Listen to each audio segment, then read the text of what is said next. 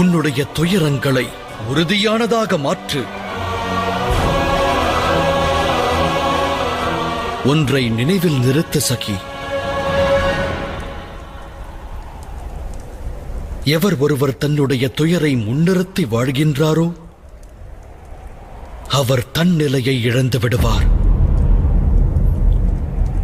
ஆனால் எவர் ஒருவர் அகிலத்தின் துயர் அனைத்தையும் தன்னுடைய துயராய் கருதுகின்றாரோ அவர் முன்னிலை பெற்று பலமடைவார்.